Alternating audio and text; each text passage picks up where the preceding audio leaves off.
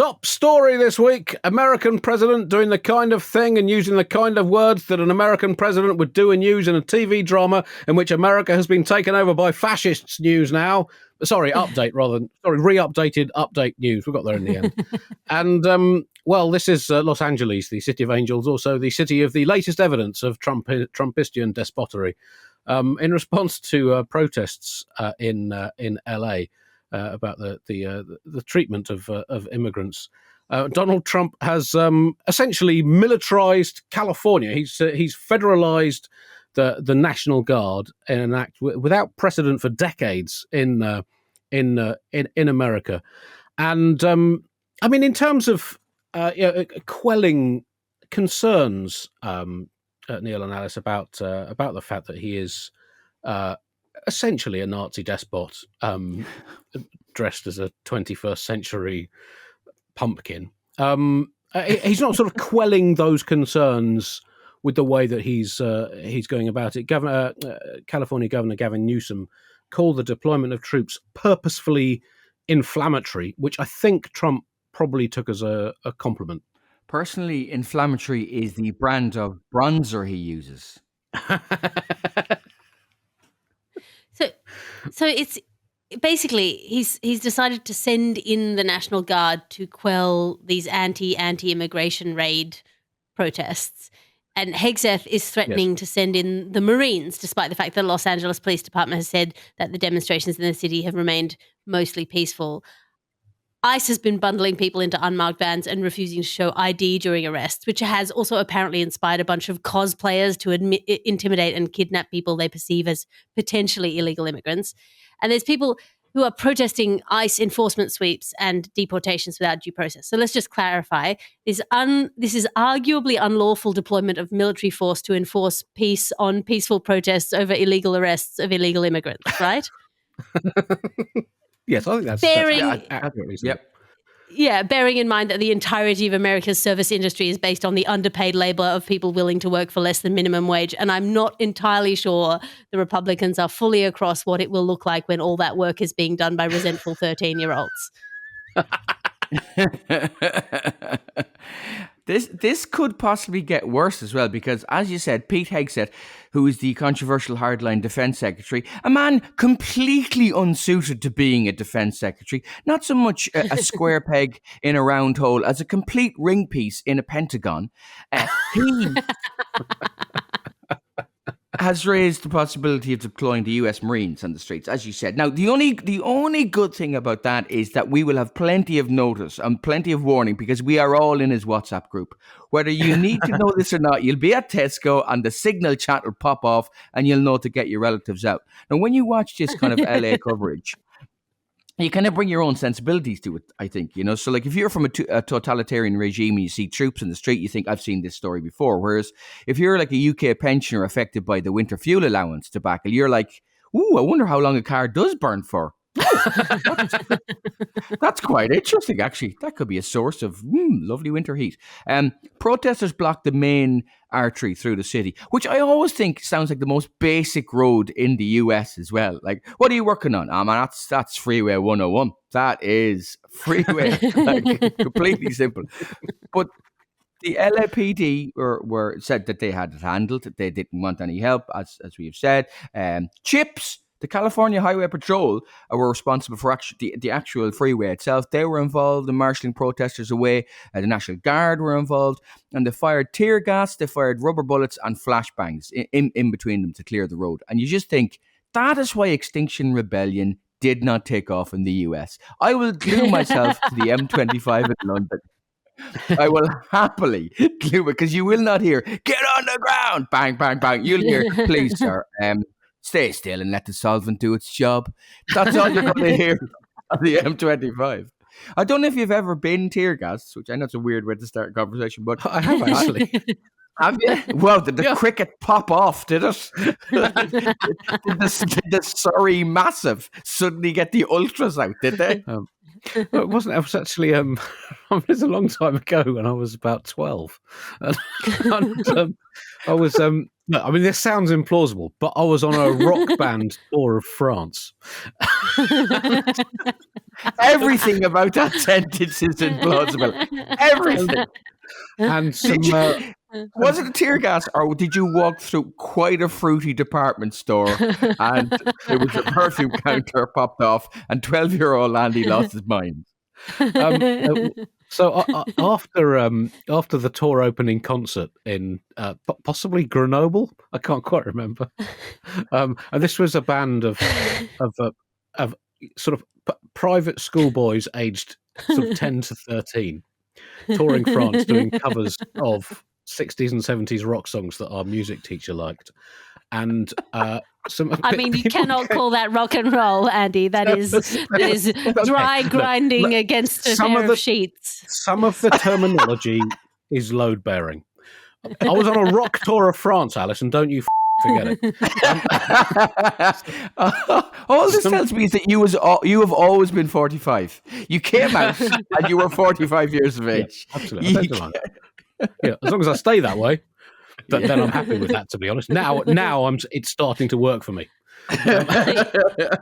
So what I'm gathering from this story is you did rock and roll and the crowd tear gassed you. Yeah, basically. Then, well, it wasn't it was. I think it was a sort of after party, which was as rock and roll as an after party for a load of privately educated 10 to 13-year-old British kids in France would be.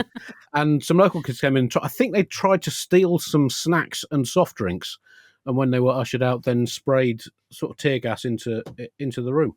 So I was tear gassed in a rock and roll scenario, but the details of that. In France, the details of that are, do raise into question some of the terminology. That reminds me of the time that I didn't go to a strip club with the Harvard crocodillos. Anyway, I went to the Champions League final, and they also in France. They seem to be a bit tear gas happy in France, and they tear gas to people like maybe 20 or 30 yards in front of us.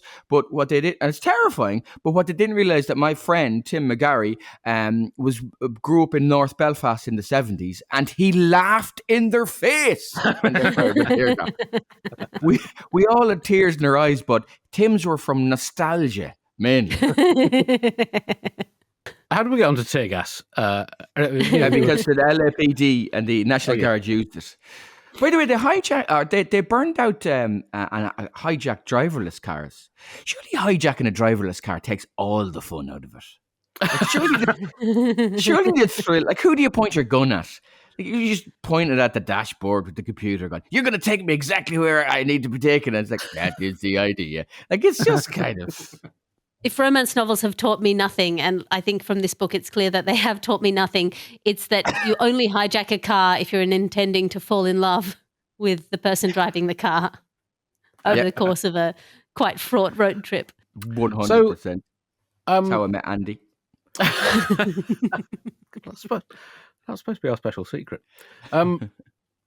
So Trump said on Sunday, "We have violent people, and we are not going to let them get away with it. I think you're going to see some very strong law and order." And now, Buglers, I have a challenge for you. Just try to think about those words. Maybe even repeat them to yourselves. Say them out loud, even into the mirror, without thinking of the January the 6th insurrection, and without remembering that Trump released hundreds of people responsible for that assault on law and order, and without giggling at the naked, priapic hypocrisy of it. You can't do it, can you? You can't do it, Bugle. I'm going to give you 5 minutes to try and do it. You can't. Come back in 5 minutes. We're just going to talk about the rock tour of France in the meantime.